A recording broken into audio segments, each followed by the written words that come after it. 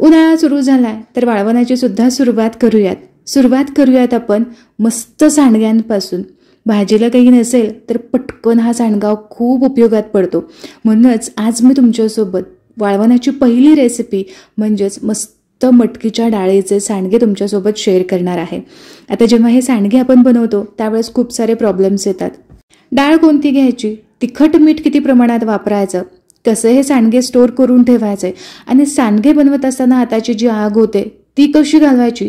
मुळातच सांडगे करत असताना खूप वेळ लागतो, तर हा वेळ जास्त लागू नये म्हणून खास ट्रिक मी तुमच्यासोबत शेअर केलेली आहे की ज्यामुळे एका वेळेस तुम्ही 10 सांडगे म्हटलं तरी तोडून घेऊ शकता। ही ट्रिक खूप स्पेशल आहे, शोधून सुद्धा तुम्हाला इंटरनेटवरती सापडणार नाही। यामुळे व्हिडिओ शेवटपर्यंत नक्कीच पहा, ही ट्रिक तुम्हाला खूप उपयोगात येणार आहे। आणि आता याचबरोबर हे सांडगे अगदी 2 वर्षापर्यंत आहे असे टिकून ठेवण्यासाठी एक खास टिप मी तुमच्यासोबत शेअर केलेली आहे। ही टिप वापरून हे सांडगे तुम्ही अगदी 2 वर्षापर्यंत एन्जॉय करू शकता। अजिबात याची चव बिघडत नाही किंवा अजिबात याला जाळी बुरशी लागत नाही। खूप साऱ्या छोट्या मोठ्या टिप्स मी व्हिडिओच्या दरम्यान तुमच्यासोबत शेअर केलेले आहेत, यामुळे व्हिडिओ शेवटपर्यंत जरूर पहा। चला सुरुवात करूया। सगळ्यात आधी तर आपल्याला मटकी लागणार आहे, तर मटकी मी आदल्या दिवशीच रात्री आणून ठेवली होती। 1 किलोच्या प्रमाणानुसार आपण करत आहोत, तर 1 किलो मटकीची डाळ मी इथं आणली आहे। स्वच्छ साफ करून निवडून मी ठेवली होती। आता ही मटकी मी तुम्हाला एकदा दाखवते। मटकी घेत असताना नेहमी ती गावरान असणारी शोधून घ्यायची, म्हणजे काय होतं त्याची जी चव आहे ती अप्रतिम येते। डाळ तर आपण निवडून घेतलेली आहे, पण आपल्याला ती धुता येत नाही, मग काय करायचं, तर अशा पद्धतीचा एखादा रुमाल घ्यायचा, यामध्ये थोडी थोडी मटकी घालायची आणि स्वच्छ मटकी पुसून घ्यायची। रुमालाने मटकी चांगली पुसून घेतली की एका वेगळ्या ताटामध्ये मी ही काढून घेतलेली आहे। आता याच पद्धतीने सगळी मटकी मी इथं पुसून घेतली आहे। आज आपण 1 किलो डाळीच्या प्रमाणानुसार सांडगे बनवतोय, तर यासाठी आपल्याला 1 वाटी भरून इथं डाळ लागणार आहे। तर इथे मी हरभऱ्याची डाळ घेतली आहे। तर हरभऱ्याच्या डाळीमुळे काय होतं, एक चिकटपणा सुद्धा येतो आणि याचबरोबर हे सांडगे खमंग सुद्धा होतात। तर ही डाळ सुद्धा आपण अगदी स्वच्छ अशी पुसून घेऊयात। तर इथे मटकीच्या डाळीमध्येच मी हरभऱ्याची डाळ सुद्धा काढून घेतली। आता बऱ्याचदा असं होतं की सांडगे कालांतरानंतर खराब व्हायला सुरुवात होते, हलकीशी जाळी येते किंवा त्याची चवच पूर्ण बदलून जाते, हवी तशी टेस्ट राहत नाही आणि खूप दिवसांसाठी हे सांडगे टिकले जात नाहीत। मग काय करायचं, तर अगदी साधी सोपी एक आयडिया करायची। तर आपल्याला काय करायचं आहे, हलकीशी कढई गरम करून घ्यायची, गॅसची फ्लेम मिडियमच ठेवायची आणि मिडियम फ्लेमवरती हे सगळं जे साहित्य आहे ते हलकंसं गरम करून घ्यायचं आहे। आता डाळीसोबतच इथं मी 1 मोठा चमचा भरून जिरं घेतले, यासोबत 3 मोठे चमचे भरून मी धने घेतलेत। धने पूड किंवा जिऱ्याची पूड घालण्यापेक्षा ना असे अख्खे धने जिरे घेतले की स्वाद छान येतो। आता फक्त आपल्याला हलकीशी डाळ गरम लागेल इतपतच आपल्याला ही गरम करून घ्यायची आहे। डाळीचा रंग अजिबात चेंज करायचा नाही, अगदी 2 ते 3 मिनिटांसाठी ही आपल्याला फक्त कडकडीत अशी गरम करून घ्यायची आहे। तर इथे तुम्ही बघू शकता डाळीचा अजिबात कलर चेंज झालेला नाही। मीडियम फ्लेमवरती कडकडीत हाताला गरम लागेपर्यंत मी ही डाळ भाजून घेतली। आता भाजलेली ही डाळ आपल्याला थंड करून घ्यायची, पण ताटामध्ये जर तुम्ही ही डाळ काढून घेतलीत ना तर मग पाणी सुटतं, गरम असल्यामुळे लगेचच वाफ धरली जाते आणि पुन्हा डाळ ओली होते, मग ही वाटण्यासाठी व्यवस्थित अशी बारीक वाटली जात नाही। म्हणूनच काय करायचं, एखादा कॉटनचा कपडा ओढणी अशी अंतरायची आणि यावरतीच ही डाळ पसरून घ्यायची आणि थंड करून घ्यायची। अजिबात मॉइश्चर जमा होत नाही आणि अजिबात ही ओलसर होत नाही, पटकन थंड सुद्धा होते। तर मध्ये आधे डाळ थोडीशी 5-5 मिनिटाच्या अंतरावरती चांगली खालीवर करून घ्यायची, म्हणजे पटकन थंड सुद्धा होते आणि वाफ सुद्धा धरली जात नाही। तर डाळ इथे कडकडीत अशी थंड झालेली आहे, अजिबात आपल्याला गरम किंवा कोमट सुद्धा डाळ नको।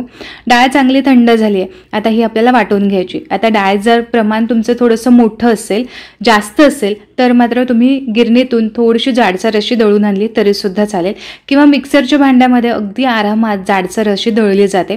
मी शक्यतो ना घरीच अशी बारीक दळून घेते। 1 किलोचं प्रमाण असू देत, 2 किलोचं असू देत, अगदी व्यवस्थित मिक्सरच्या भांड्यामध्ये बारीक ही होते। तर खास तुम्हाला दिसावं म्हणून मी तर ट्रान्सपरंट भांडं घेतलं आहे की जेणेकरून तुमच्या लक्षात येईल की डाळ मिक्सरच्या भांड्यामध्ये सुद्धा अगदी व्यवस्थित बारीक होते। इथे तुम्ही बघू शकता डाळ चांगली बारीक झाली आहे। अगदीच आपल्याला पावडर याची करायची नाही, सांडग्यांसाठी आपल्याला डाळ थोडीशी अशी रवाळच हवी असते। म्हणूनच मी इथं काय केलंय, डाळ मी दळून घेतली, पण ही आपल्याला चाळून घ्यायची. चाळून घेण्यासाठी इथं मी कढईच घेतली आहे. कढईमध्ये व्यवस्थित असं होईल किंवा एखादं मोठं भांडं घ्या. चाळून घेत असताना आपल्याला पुरणाची चाळण घ्यायची, म्हणजे जाडसर यामधून चाळ बाहेर येईल. आणि अगदीच एखादा दुसरा कण जर डाळीचा तसाच राहिला किंवा खूप जास्त जाडसर अशी डाळ राहिली तर पुन्हा एकदा ती आपल्याला वाटता येते. आपली एक बॅच इथे वाटून झालेली आहे, चाळून झाली. खूप पावडर नाही किंवा अगदीच खूप रवाळ असं नाही, अगदी जशी आपल्याला सांडगे करण्यासाठी पीठ हवं आहे अगदी त्याच पद्धतीचं हे पीठ तयार झालंय, तुम्ही इथे बघू शकता. आणि हा जो राहिलेला वरचा जो जाडसर असा रवा आहे तो पुन्हा मिक्सरच्या भांड्यामध्ये घालायचा, पुन्हा डाळ यामध्ये घालायची आणि पुन्हा सेम याच पद्धतीने आपल्याला बारीक करून घ्यायचं आहे.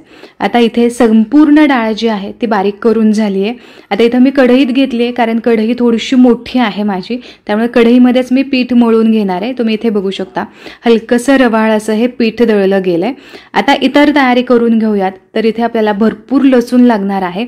जवळ आसपास मी एक 5 ते 6 लसणाच्या गड्ड्या घेतल्या आहेत.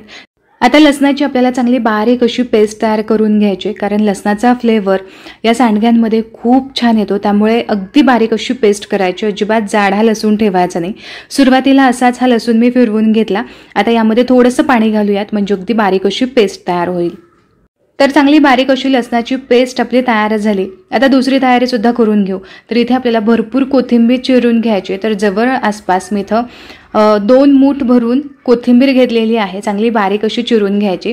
सांडग्यांमध्ये कोथिंबीर खूप छान दिसते, चवीला सुद्धा चांगली लागते आणि दिसायला सुद्धा हे सांडगे खूप छान दिसतात. कोथिंबीर चिरून झाली, लसणाची पेस्ट तयार करून झाली. आता सांडग्यांसाठी लागणारं पीठ तयार करून घेऊयात. पीठ मळत असताना सगळ्यात आधी आपण यामध्ये घालूयात 1 चमचा भरून हळद, यानंतर लाल तिखट घालूयात. तर लाल तिखट तुम्ही तुमच्या आवडीप्रमाणे घालू शकता, म्हणजे इथे मी प्लेन मिरची पावडर घेतलेली आहे. 4 चमचे भरून ही मिरची पावडर आहे. यानंतर घालूयात चवीप्रमाणे मीठ, चिरून ठेवलेली कोथिंबीर घालायची आणि आपण तयार केलेली लसणाची पेस्ट. तर घातलेलं हे सगळं साहित्य असंच एकदा व्यवस्थित मिक्स करून घेऊयात. आता हे सगळं साहित्य चांगलं मिक्स करून झालं की यामध्ये आपल्याला पाणी घालून घट्टसर असा गोळा मळून घ्यायचा आहे. तर इथे मिक्सरच्या भांड्याला बरचशी अजून लसणाची पेस्ट शिल्लक होती, तर यामध्येच मी पाणी घेतलेलं आहे. तर थोडं थोडं करत यामध्ये पाणी घालायचं आहे. डाळ आहे, लगेचच पाणी शोषून घेतं. दुसरी महत्त्वाची गोष्ट अशी की आता जसं आपण कणिक मळून घेतो ना, अगदी तसं न मळता आपल्याला फक्त हे जे पीठ आहे ते ओलवून घ्यायचं आहे. अजिबात इथे मळत बसायची गरज नाही. फक्त हे जे पीठ आहे ते संपूर्णपणे आपल्याला ओलसर करून घ्यायचं आहे. तुम्ही इथे बघू शकता पीठ सगळं ओलसर झालंय, अजिबात मी हे मळून घेतलं नाही. आता यावरती भरपूर असं पाणी घालायचं, म्हणजे काय होतं जेव्हा आपण हे पीठ भिजण्यासाठी ठेवतो त्यावेळेस वरून अजिबात कोरडं होत नाही. तर थोडंसं पीठ असं ओलसर करून घेतलं. यावरती आपण झाकण ठेवूयात आणि एक 15 मिनिटांसाठी हे कणिक आपण अशीच भिजू देऊयात. तर इथे बरोबर 15 मिनिट झालेले आहेत आणि आता तुम्ही बघू शकता पहिल्यापेक्षा थोडंसं असं दाटसर हे पीठ मला जाणवत आहे, पण कन्सिस्टन्सी अगदीच व्यवस्थित आहे. जर तुम्हाला थोडंसं घट्टसर वाटलं ना तर तुम्ही यामध्ये पाणी घालून पुन्हा एकदा हे ओलसर असं पीठ करून घेऊ शकता. तसं तर आपण जेव्हा सांडगे तोडून घेतो त्यावेळेस हाताला थोडंसं पाणी लावूनच घेतो, त्यामुळे हे मिश्रण जे आहे ते थोडंसं मऊसर असं होतं. आता मी काय करते, याचे थोडेसे मुटके तयार करून ठेवते, म्हणजे पटकन हे मुटके घेता येतील आणि आपल्याला सांडगे तोडून घेता येतील. आता सांडगे तोडणं तुम्हाला जर खूप अवघड वाटत असेल किंवा हाताची खूप आग होत असेल तर मग यासाठी काय करायचं, किंवा तुमच्याकडे पुरेसा वेळ नाही, एका वेळेस तुम्हाला 10-10 सांडगे तोडून घ्यायचे. चला एक सोपी पद्धत तुमच्यासोबत मी शेअर करते. आता इथे मी मुटके तर तयार करून ठेवलेत. तर एकदम साधी सोपी पद्धत, एका वेळेस 10-10 तुम्ही सांडगे तोडून घेऊ शकता. खूप पटकन पडले जातात, तोडले जातात हे सांडगे. तर यासाठी अशा पद्धतीची आपल्याला कॅरी बॅग लागेल. तुम्ही दुधाची पिशवी घ्या किंवा तेलाची पिशवी, मिठाची पिशवी तुम्ही घेतली तरीसुद्धा चालेल. पिशवी दुमडून असं जे टोक आहे ते कट करून घेतलं, म्हणजे एका वेळेस आपल्याला यामधून 7-8 तरी सांडगे बाहेर पडले जातील. आता थोडीशी अशी ही पॉलिथिन जी आहे ती अशी दुमडून घ्यायची आणि यामध्ये आपल्याला तयार करून घेतलेलं सांडग्याचं पीठ घालायचं आहे. लक्षात घ्या की हे सांडग्याचं पीठ खूप असं घट्ट नको. आता एक ताट घेतलं, यावरती सांडगे कसे पाडून घ्यायचे हे बघूयात. मिश्रण घातल्यानंतर पॉलिथिन थोडीशी मी अशी पिळवून घेतली, म्हणजे व्यवस्थित यामधून मिश्रण बाहेर येईल. चाकूच्या साह्याने फक्त आपल्याला हे सांडगे या पद्धतीने खाली पाडायचे आहेत. तुम्ही इथे बघू शकता जसे आपण हाताने सांडगे तोडून घेतोय ना, अगदी त्याच पद्धतीने हे सांडगे येतात. जर तुम्हाला हे असं वाटलं की मिश्रण थोडंसं जास्त येत आहे, तुम्ही इथे बघू शकता थोडंसं मिश्रण बाहेर जास्त आलंय, तर एका वेळेस 2-2 सांडगे म्हटले तरी आपल्याला तोडून घेता येतात. तुम्ही याचे होल जर शेजारी शेजारी करून घेतले, पिशवी थोडीशी मोठ्या साईजची असेल तर एका वेळेस 10 म्हटले तरी सांडगे बाहेर पडले जातात. आता ही अगदी साधी सोपी पद्धत जर तुम्हाला आवडली असेल ना तर व्हिडिओला लाईक करायला अजिबात विसरू नका. ही तर झाली एक साधी सोपी पद्धत, पण पारंपरिक पद्धतीने सांडगे कसे तोडायचे ते सुद्धा आपण बघूयात. तर आपण जे आधी मुटके तयार करून ठेवले होते त्यापैकी एक मुटका मी इथे घेतला. थोडंसं पाणी मी इथं वाटीमध्ये घेतलेलं आहे. हाताला पाणी लावायचं आणि छान हे सांडगे तोडून घ्यायचे. खूप मोठे मोठे सुद्धा सांडगे तोडू नका. लहान आकारामध्ये सांडगे तोडले की पटकन वाळले सुद्धा जातात आणि भाजीमध्ये सुद्धा हे छोट्या छोट्या आकाराचे सांडगे थोडेसे छान दिसतात. हाताला हे मिश्रण चिकटत असेल किंवा सांडगा तोडता येत नसेल तर पटकन बोटांना पाणी लावून घ्यायचं आणि छान सांडगे तोडून घ्यायचे. 1 किलो सांडगे हाताने तोडायचे म्हटले तर जवळ आसपास 1 तास तरी लागतो. एकट्याने जर करायचं म्हटलं तर यासाठी छान निवांत खाली बसून हे सांडगे तोडून घ्यायचे. म्हणजे एका बाजूला हे सांडगे वाळले सुद्धा जातात आणि दुसऱ्या बाजूला आपले हे तोडून सुद्धा होतात. आता इथे सगळे सांडगे माझे तोडून झालेले आहेत. 1-2 दिवसांमध्ये कडकडीत उन्हामध्ये छान हे सांडगे वाळले जातात. 2 दिवसांसाठी कडकडीत उन्हामध्ये मी हे सांडगे वाळवून घेतलेले आहेत.